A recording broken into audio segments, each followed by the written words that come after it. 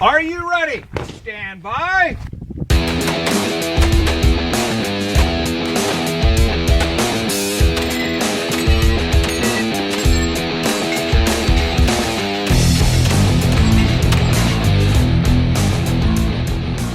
Welcome to the Three Gun Show, brought to you by Armalite.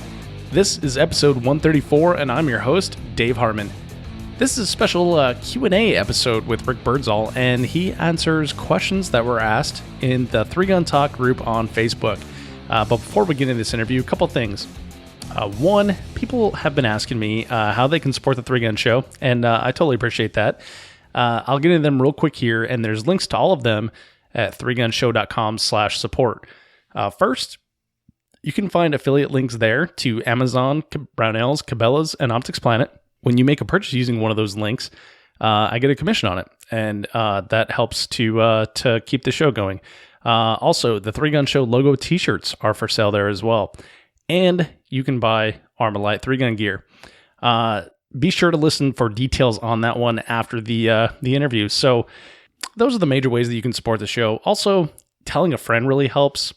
And leaving a review in iTunes or Spotify, Stitcher, or wherever you listen to the Three Gun Show.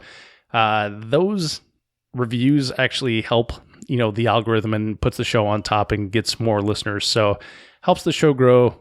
Anyway, this format that Rick and I did, which is just basically rapid fire asking and answering of questions posed by the audience, it was kind of fun. We might do this again with other guests. We got some silly questions, but we got some really good ones out there as well, with some really good responses from Rick. So you'll actually learn something in this one as well as laugh. Show notes can be found at threegunshow.com/episode 134. Now enjoy this one with Rick Birdsall. Rick, welcome back to the Three Gun Show for a little bit of bonus, little audience question sesh.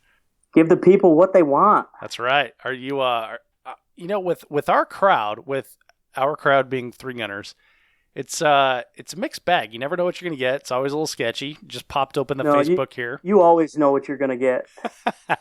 And it's never above board.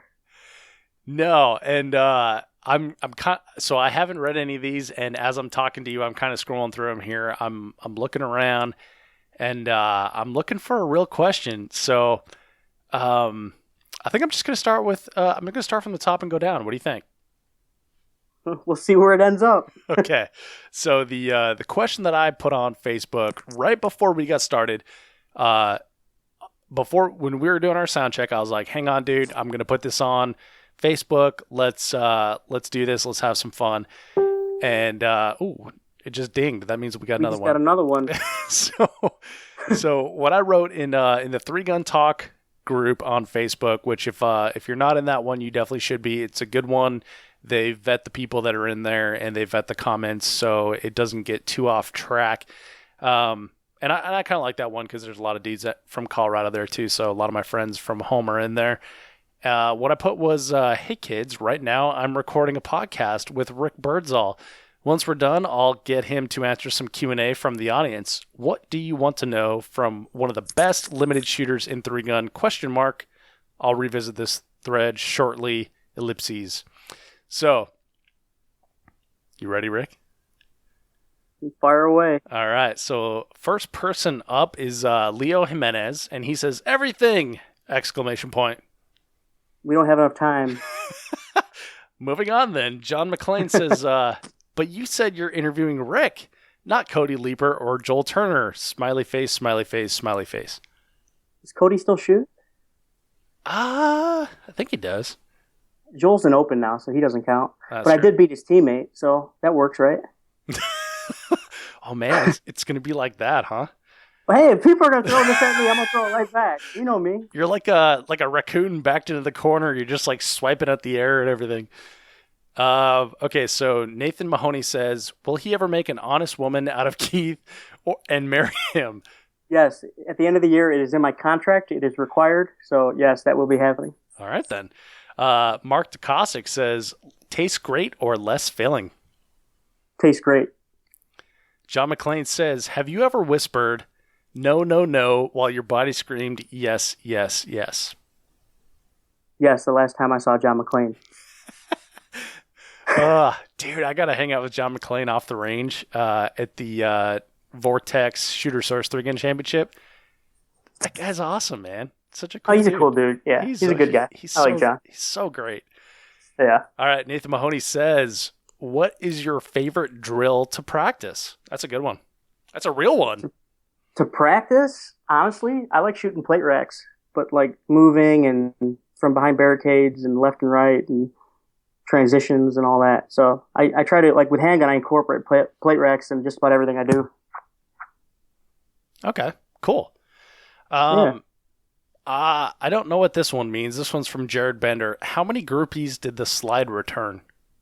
Oh, he's talking about the slide video. Oh, yeah, where you slid under the wall. How many groupies did I get from the video? Yeah. Only one. It was John McClain. And then immediately below that, John McClain says 24, but they were all guys. Yeah, that's how he knows they were guys. He was one of them. And then Josh Terrence says, and that was the good news. Josh, he's a good dude. He's from up here by us. Yeah. He used to be a Michigander, but now he lives in Ohio like an idiot. Yeah, which Kupika on the show famously called, what was it, Michigan's ass? He said Ohio looks like a Michigan's ass. Ohio's the asshole of America, so that's not surprising. Oh, I gotcha. Okay, so Patham, sorry, dude.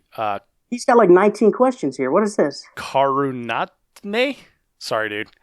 Patham says... I met him I know Patham. I met him at the Minnesota Regional. He takes a lot of good pictures. He takes But come on, man. 95 questions here? What are you doing to us? He takes great photos. Sorry, I only know him by your first name. Anyway, so he says, why limited? Because I got good eyes, so I want to use them as long as I can. All right. I like the challenge. How can match directors attract more people to limited? I don't think... First, I'll say I think that's part of the problem in today's sport is we're trying to change the rules to make it appeal to people. I think people are going to gravitate towards TAC ops no matter what you do because that's where most of the competition's at. I don't know if there's a way that you can create a rule set that would force people into other divisions. They'll end up in practical no matter what you end up doing. Yeah. Damn, that was a good answer. Who are the top 5 beards in 3-Gun? Top 5 beards. Well, Kurt Gruber's way up there. Okay. Oh, 5. Jesus, man. Can I throw out one? Sure. Dean DeTurk's got a pretty fierce beard. Yep. Got to go Dean on there. I'm just trying to think of 5 now. Travis Gibson has a sick one going right now. He used to, but he's on and off. I think he's got it going. Does he have it going again? I want to say because it used to be the mustache into like the Fu Manchu-ish thing. I want to say at the Southwest Regional he had a pretty good one. Okay. Are you going to put yourself in there? Well, I wasn't going to be that guy, but sure. Okay, I'll put in Rick Birdsall. I'm going to say 2013 James Casanova. Oh, yes. Can I play the throwback? Is that legal? Yeah, absolutely. So that's 5. Because that was pretty epic. That was a really good one. That's how I met Casanova. And then when he shaved it off, I was like, "Who's this child?" I saw him at like Blue Ridge one time, like the week or two after he shaved it. I didn't know it was him. I was talking to him for like 10 minutes. I didn't know it was him. You know, it's a weird thing. So I don't have a beard nearly as fierce as Casanova, but after SHOT Show 2015, I shaved mine off, and it was a weird thing. Like in the mirror, I could not recognize myself. I had to grow it back. It feels so different, like on the pillow. Yeah, well, yeah, like, dude. There's no scruff. Like all of a sudden, you can feel, This air. is what my sheets feel like. Yeah. Yeah. No, everything's different. Yeah. This is what water on my face feels like, not my hair. All right, back to Patham. Is that 5? Did we get 5? Yeah, we got 5. Okay. What are Rick's top 5 major matches? Oh wow. So we just said 3 that you. I'm gonna count 3-Gun Nation regionals as 1 because Okay. they're all similar-ish, but they're Okay. different based on each venue. So I'll say you got to do at least one of those. Okay. Extreme obviously is one of my top favorite ones. The Pro-Am is great because it's such a big draw for so many different amateurs to come out and see and interact and mingle with a bunch of different people. It's more of a spectator thing than actually, that adds such a big atmosphere to it, especially when they used to have the vendor tents and everything going. You'd have 600 people there in a weekend. It'd be a lot of fun. Um, FNH used to be, but that doesn't exist anymore. Yeah. It was always a good match Larry put on, and it was a good mix of bay stages and natural terrain. Um, hmm. What else? USPSA Nationals was different. That was a real fast match. But a lot of the matches I used to go to and really enjoyed like year after year, they're gone. Yeah, one more. You can even put FNH. You can even put a CMMG. gone one. What's that? You can even put one that's gone. He doesn't say current major matches. Yeah, so if I had to go with 5, I'd say FNH, Pro-Am, Extreme, Three Gun Nation, Regionals. All right, if I could go with old ones, I'm going to say Three Gun Nation Pro Series. Okay. Old school, the fast stuff. So you're saying regionals and Pro Series? Yeah, it's different types. That's 5. Yeah. All right. What attracts Rick to different matches? Who's going? Who of my friends are going? What area of the country it's in? Usually the East Coast is easier for me just because it's a shorter plane ride. Yeah. And if I can drive, even better. But usually, who's going and how many of my teammates are going. That's another big thing is I want to make sure that, my sponsors are represented at that match. So if there aren't any going, then I want to be there to represent them. Things like that, Prize table. Is it going to be a good prize table? Is it just a fun match? I mean, they all have pros and cons. So last one from Patham here. What were some eureka moments that really helped up his game? When I realized I could go way faster than I was going, and I didn't have to have like bullseyes on every target. That was the biggest thing for me when I found that next gear with my handgun. Interesting. Yeah. All right, so moving on. John Clausen says, what products does he use in his beard? LOL. Almond oil. Almond oil, really? Yep. Interesting. Yeah. All right, Bill Lewis says, why do you drive on a parkway and park on a driveway? Because Bill Lewis is drunk. Jared Bender says, do you think living in the Dirty D, which I think is Detroit, is unfair to your competitors having daily practice? See, I don't think I should be allowed to participate in any match that has a UTV with shooting out of a moving vehicle because I will have an unfair advantage. I will also have an advantage if I have to shoot while driving that Nice. UTV. So in certain situations, yes, I should be barred from specific matches. All right, so Matthew Mattingly says, how does he feel about being the only person to ever attempt the Birdsall slide before it was outlawed? And the Marion Garcia comment thingy to smiley face. So, funny story, I wasn't the only person to attempt it. I was the only one to attempt it in the way that I did and get it on video. So, that stage, Matt Kupica did it too, but he dove under the wall and picked up his shotgun instead. So, it was a little different. But yeah, he did it too. So, I wasn't the only one that did it. Huh. But he doesn't have proof, so the internet doesn't know. He's probably kicking himself like, coolest thing I ever done. There's no Rookie move. All right. Blaze Romano Jr. says, get some dry fire idea from him, exclamation point.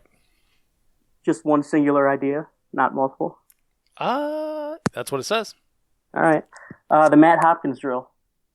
Oh, it's okay. a real good target transitions. Sweet. And for those familiar with the show, Matt Kupica referenced that one as well. So seems like he's the one that told me about it.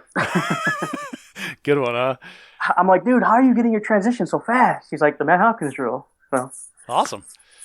Okay, so next up, I may be stubborn, but I do take advice. Next up is Sean Heron. So this is going to be a good one. Sean Heron from We Like Shooting. If you are not listening to We Like Shooting, you got to go on there, dude. You suck and you're wrong. Yeah, I'm trying to hook up with them. We'll see how it works. Did they schedule you yet? I just did one a couple weeks ago. They're always fun. Yeah, I'm looking forward to it. It's basically 2.5 hours of a shit show that is just hilarious and has some gun stuff sprinkled in. Oh, yeah, so it's like talking with Team Cobalt, a SHOT Show. Yeah, but for 2.5 hours. Well, anyway, so Sean says, why is he hairier than a gorilla? Because that's the way Sean likes it. Oh, good one. Ryan Dixon says, are there any skills you focus on more shooting factory than practical?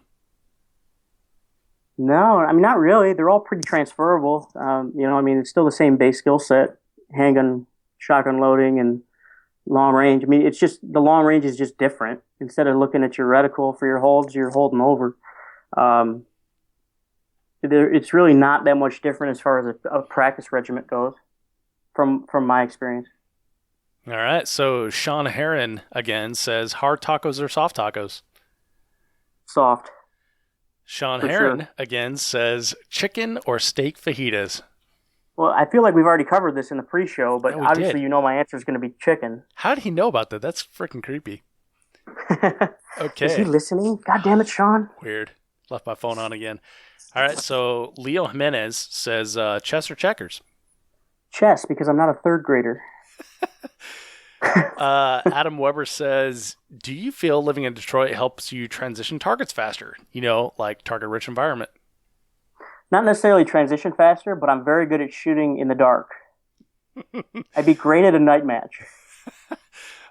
Jared Bender says, big spoon or little spoon, or whatever Keith says. Usually it goes Keith, me, Kalani. So take that how you'd like. All right, Sean Heron says, ask him if he'll ever share our dead hooker video on TS.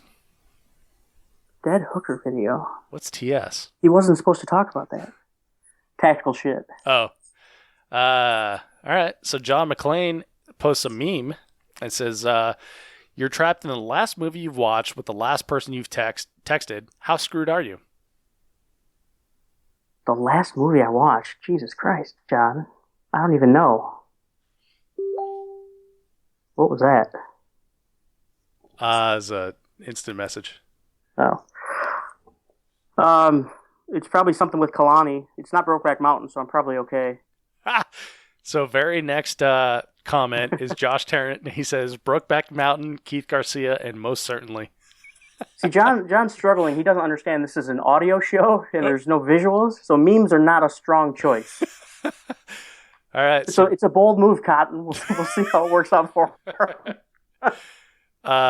Jeff Gable says, not a slight, as there are a lot of different body types in shooting sports, but has he ever felt his height has been a disadvantage in shooting? There's been a couple. I mean, it depends on the match, right? So I've had matches where there's a lot of low ports and I just laugh at people because it's awesome. But then, there's been stages where I can't see targets. Actually, it happened at that precision match, the DMR match just last weekend. You had to shoot like over this berm to shoot a target like 300. And I had to shoot it offhand. And everybody else could shoot it like kneeling. Like, you are a bunch of assholes. But yeah, no, I mean, there's pros and cons. I mean, sometimes your target presentations are different, but it's just something you got to deal with. We're not USPSA where if you're short, you can stand on a box in some of the ports. Have you ever seen that? Yeah, that's weird. That's weird. Yeah, that's weird. So, no, I mean, there's pros and cons, just like anything. All right, so Sean Heron in response to that one says, hashtag short chicks. I think everybody likes short chicks, don't they? And then Matthew Mattingly, in response to that, says, Sean Heron wins the intraweb tonight, which means that Matthew Mattingly's not searching hard enough. Yeah, he needs to set his standards a little higher. Richard Roberts says, best bang for your buck dry fire drills, ? Pistol, the Matt Hopkins drill, shotgun, just any standard shotgun reloading, and rifle, probably just like a low ready to on target at like a plate rack type target. Okay. Matt Niehaus says, when 3GN implements shooter introductions and pyrotechnics, what will his walkout song be? Dude, he totally stole that one from me.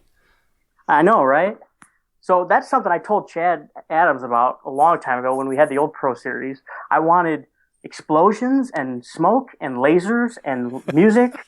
I wanted it to be like the UFC. Yeah, like, baby. Come on, Chad. Let's make this cool. Obviously, being from Detroit, and for those of you who didn't listen to episode 7, it's got to be something from Eminem. I mean, that's like obviously required. Nothing gets me more hyped than either Till I Collapse or Lose Yourself. Nice. Yeah. Dude, I've been listening to Rap God nonstop Dude, it's so good. That's another. Man. See, all right. There's so many good ones from Eminem. It's so hard to choose, but Yeah. those two were like two that I used to get pumped up for sporting events back in like high school and stuff. So, like, I've been getting pumped to those, and like The Way I Am, like those songs have been getting me jacked up for a long time. So they're like reliable. I have an ex-girlfriend that was a yoga instructor and like 5'0" nothing, 5'1" maybe. And, I like the way where this is going.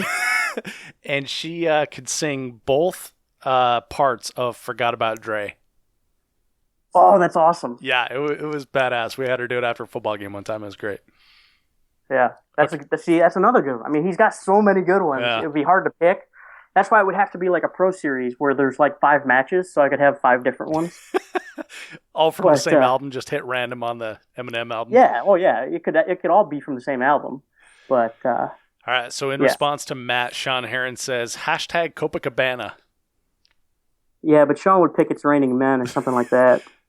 David Marlowe Jr. says that will be the beginning of another 12 interviewees in a row saying something about Eminem. Hey, look at that. My buddy Spreitzer put the It's Raining Men link right there. Spreitzer with the It's Raining Men, which everyone knows was Jesse Tischhauser's choice. Come on, everybody. Was it? Yeah. That was a long time ago. He was the episode after me, wasn't he? Yeah, something like the early ones blend together. We're not all the same person, Dave. You all look the same to me. Yeah. So Thank you. I'm glad I look like Greg Jordan. That's excellent. So Pete Stafford says offhand drills and how to stay sharp.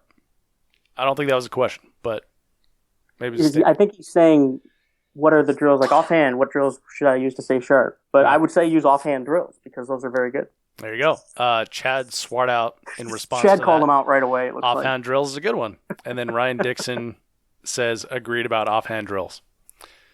So sounds like they want to know offhand drills maybe? I'm trying not to help these people. Offhand drills with a rifle, just shoot a plate rack. I mean, that's all you need to do. There you go. Shooting a rifle offhand is transferable to any rifle shooting you're ever going to do. You know, if you can shoot stable offhand, you're going to be stable in every other position you could ever pick up with a rifle. So, and that's an old trick that Tony Holmes taught me a long time ago when I was first starting, was that if you can get good offhand, and I'm not, and that's something I need to work on, but offhand rifle is the key to shooting a rifle well. Boom. Yeah, your buddy Nick Atkinson, your teammate, says that one to me all the time. Well, what was the line from Texas from the Dingler? Oh, he who wins the rifle wins the match. Wins the contest. That's what it is, the contest, yeah. You got to say it all eloquent like Dingler.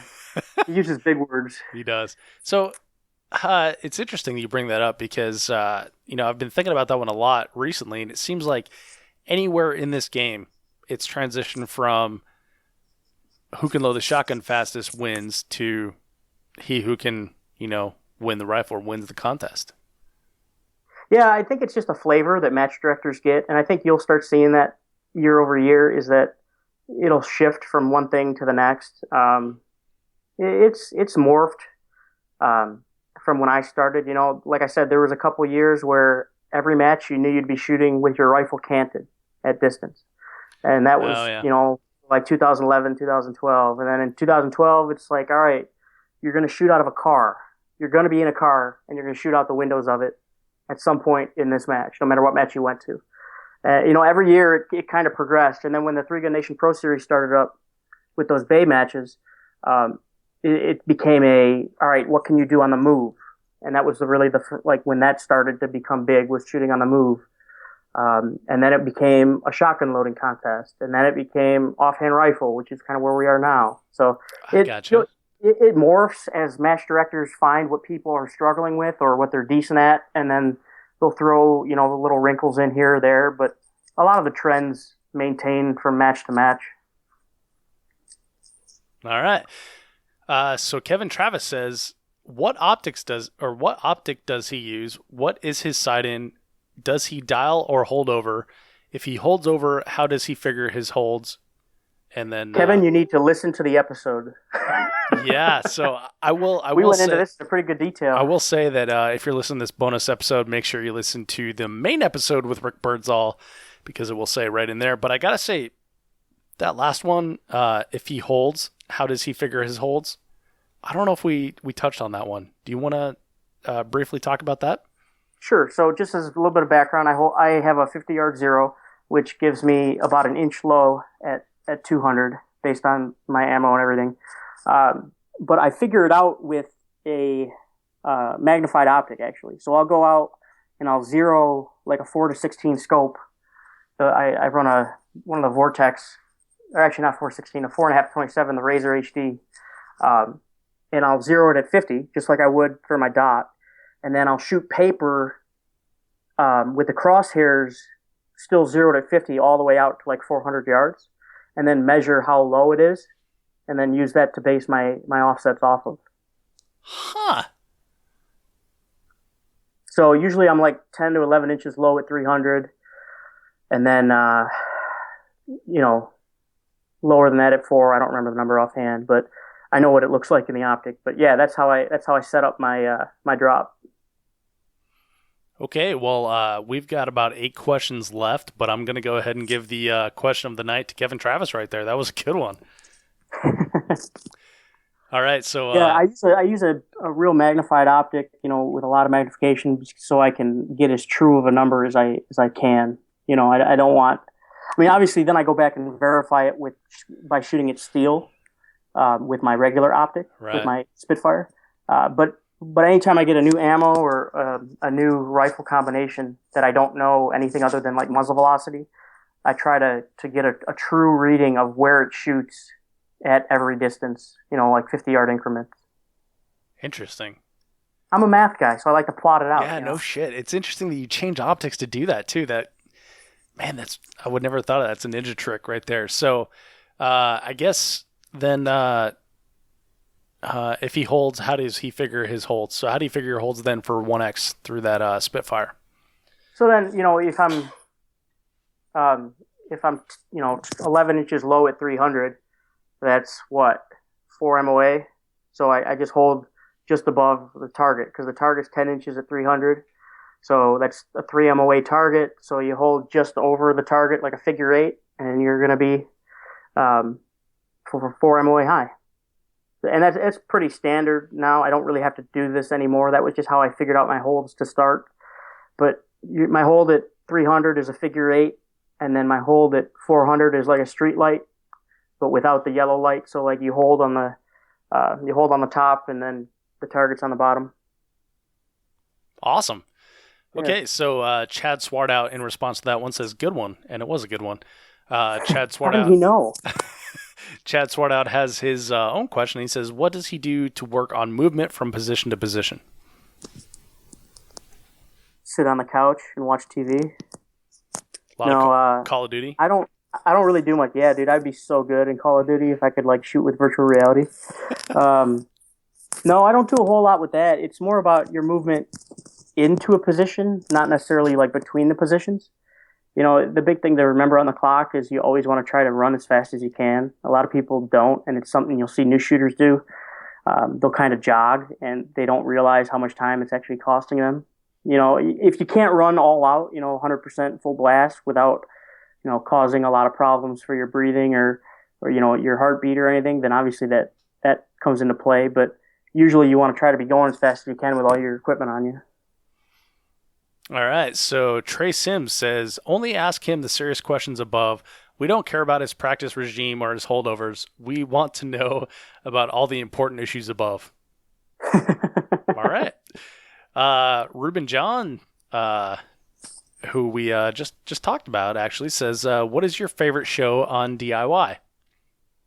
I assume he means like the HGTV, like the I think home DIY, renovation show. I don't know. I think DIY is a network, isn't it? I don't know. I'll be honest, I have no idea. I don't know. I like that one where the couple are selling houses, flipping and selling houses in Waco because she's like super hot. Yeah, the little Asian chick. Nah, this is the blonde one. Oh no, they're in California. Are they? I thought they were in Waco. Yeah, and they just broke up. Damn it! Oh, that was just in the news, actually. Yeah, that show's going away. But then they do like a half an hour show, right? I don't know. I've only seen it when I'm at Did other they bring in people's all the houses. contractors and they Yeah. tear them down and they build them back up? Yeah. Yeah, that one. So that one's going away. The one in Waco is the blonde guy and the dark-haired woman, his Asian wife. That's the one in Texas. Yeah, I got no clue. All right. Well, I was Then wrong. there's the brothers, but I don't know. They're all kind of fake, which kind of blows. Yeah. But Yeah, bring back Bob Vila. not Tim. Adam Carolla had a really good one. He bought his father's home and he renovated it and then sold it.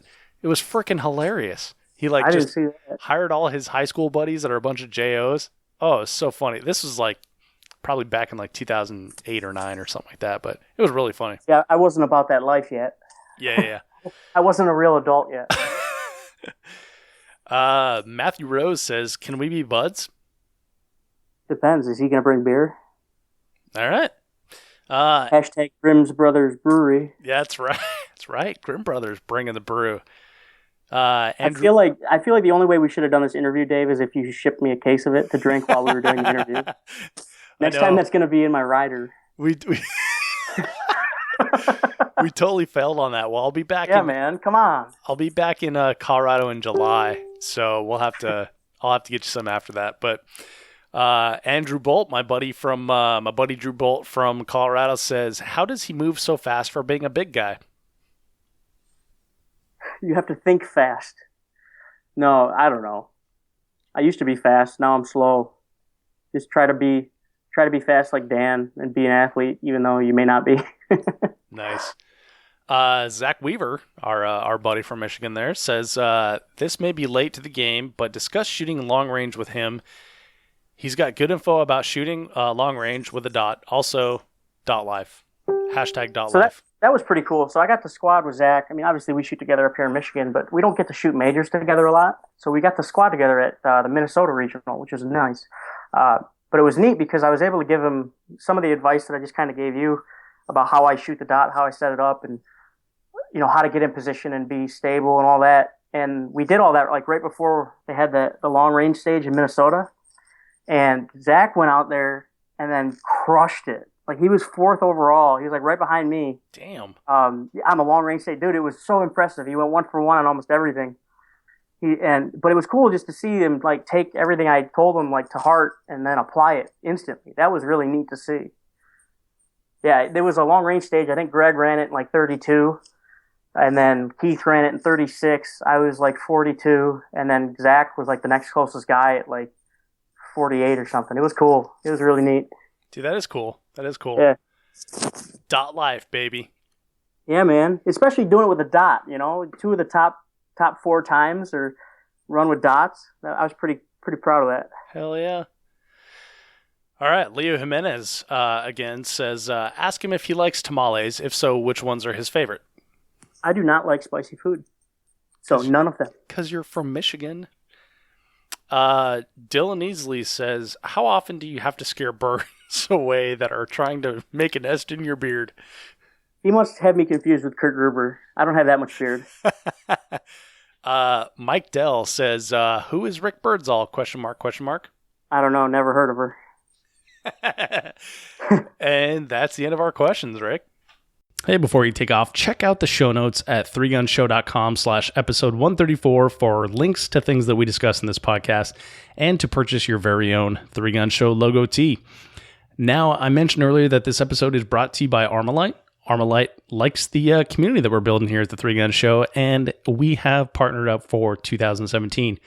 To be sure that this is a win for you as a listener as well, Armalite has allowed me to get special pricing for you on their line of 3-gun rifles, both the 13.5 and 18-inch, as well as their competition handguards, gas blocks, and tunable muzzle brakes, as well as upper receivers. That 13.5-inch upper is pretty popular. I guess people like the shorties these days. So if you're in the market for a rifle or components to build your own, email me, dave@3gunshow.com, and I will hook you up. This week, coming up here just in a couple days as I record this, I'm back on the road, traveling the country and bringing the good times back to you in podcast form. And I'm going to be shooting a ton of matches, and I'll be driving all over the place. So if you see me at any one of these matches, I will have all this Armalite gear with me, and you can definitely check it out. Just ask, and I will be happy to show you. Quick reminder that if you enjoyed this episode of the podcast, subscribe on iTunes, Google Play, Podcast Addict, or wherever you get your podcast content so you can always get the latest, and leave a review while you're there. Thank you so much for downloading, listening, and subscribing to the show. I'm Dave Hartman, and I'll see you on the range.